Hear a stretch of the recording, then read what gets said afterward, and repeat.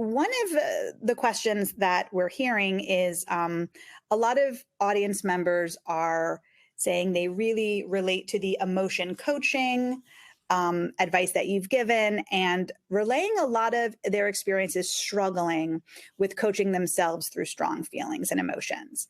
They're wanting and really trying to have better relationships with their children, but they often get derailed by their own emotional overwhelm. So I just wanted to read one comment. A parent writes, I feel so overwhelmed with everything. I love my children so much, and I want to enjoy my time with them, but I feel unable to do so much of the time. Another caregiver writes, as a parent with ADHD, it's difficult to tell your child what to do when they get angry or frustrated when you are overwhelmed with those feelings too.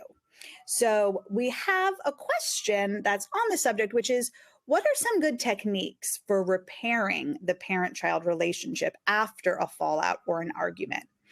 And the reader asks to give examples for different age groups here.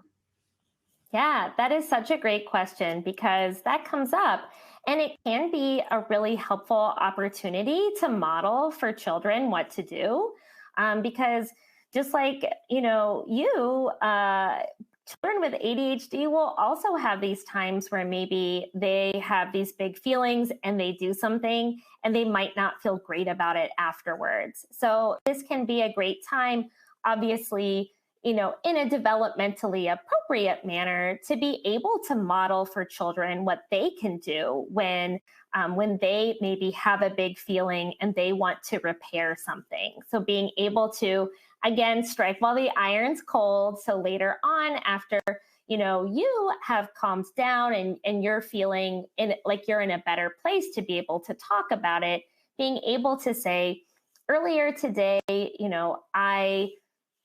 I got overwhelmed and whether it's, yelled or spoke sternly or whatever else. And I was upset, and being able to, again, briefly talk about that and being able to kind of repair that with the child, saying sorry, or I'm working on, whatever coping skill it is. Like I'm working on taking deep breaths, when I'm feeling upset or whatever else, and I'm going to keep working on that. So again, whatever, maybe it could be related to what the child's working on too. And then maybe parents and children can work on that together.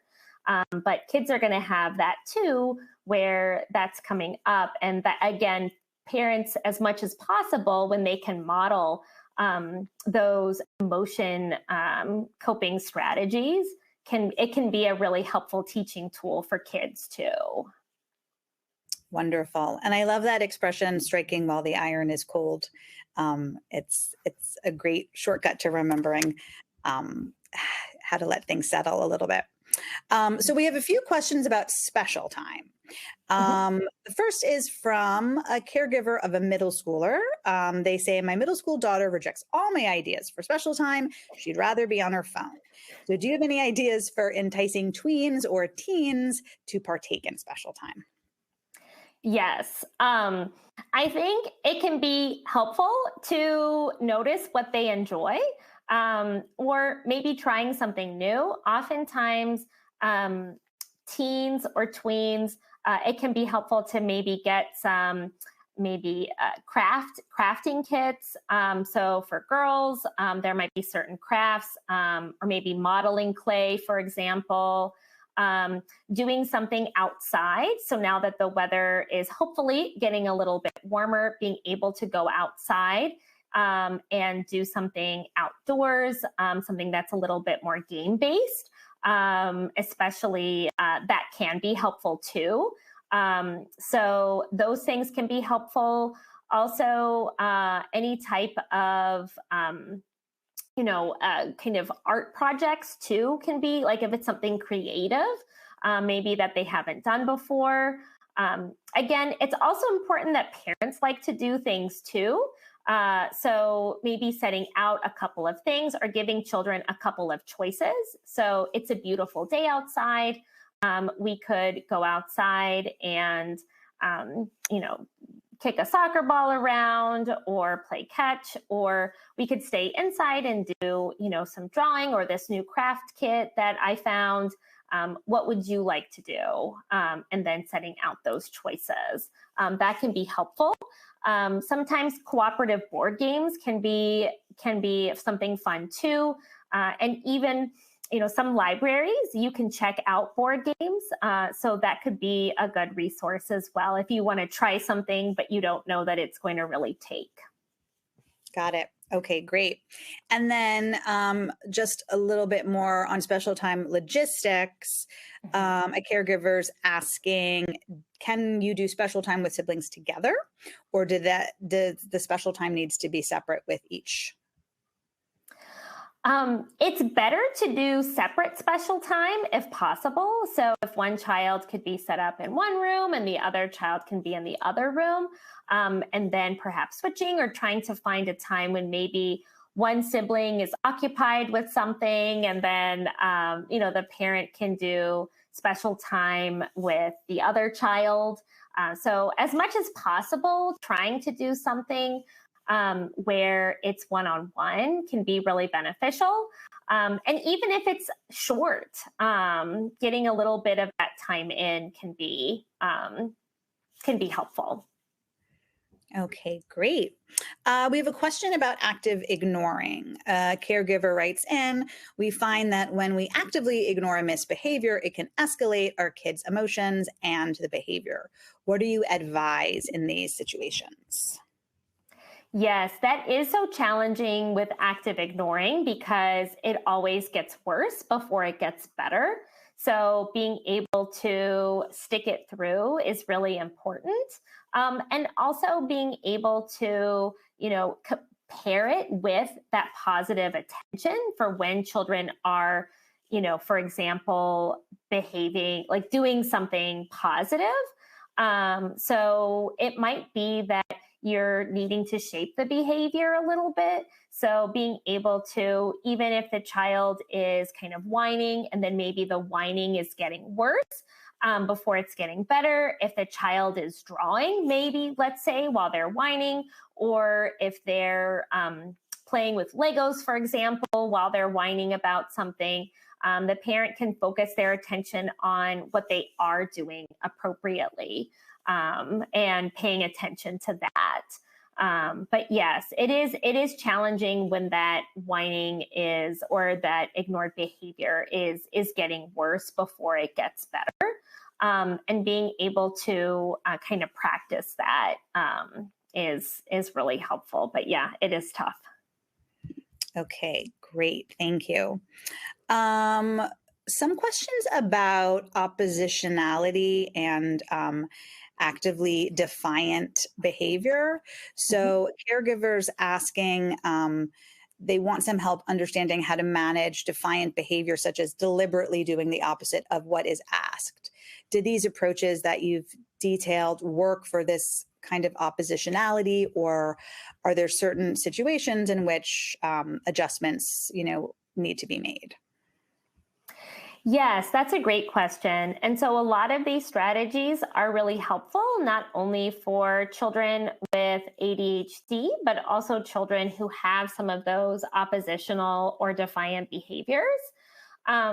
Again, parents overwhelmingly reported that paying that positive attention to those behaviors you want to grow, like doing the special time and the praise, and focused attention on those more positive behaviors was really beneficial. And so being able to, again, pay attention to when children are listening that first time, and being able to use that special time to be able to kind of strengthen that parent-child relationship.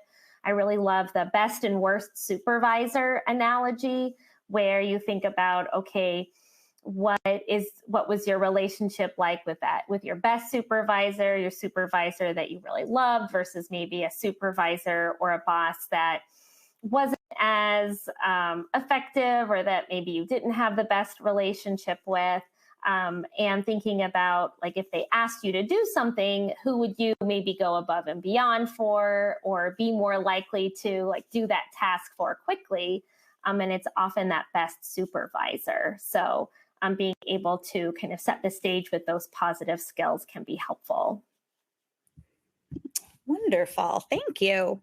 A question about point systems and implementing point systems with impatient and impulsive kids. A caregiver says, we tried a point system previously, but it caused anxiety in my child.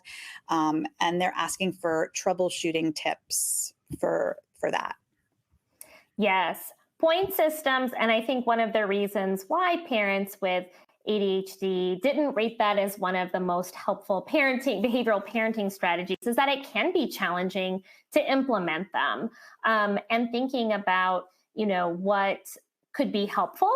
We really want to set children up for success when they're first starting with a point system. So we want it to be something that's feasible, that they can be successful with initially. And so that might mean dialing back those expectations or those requirements for how many points they need to get a certain amount of, rewards or whatever the reward is, and then gradually increasing it. If a child's feeling anxious about completing it, being able to kind of problem solve with them. Is it that maybe a reward that they have listed is something they like really, really want? Maybe other rewards could be helpful, or maybe focusing on other behaviors at first and maybe building up some of those strategies and skills with some easier tasks to complete in a point system may be more helpful. Okay, great.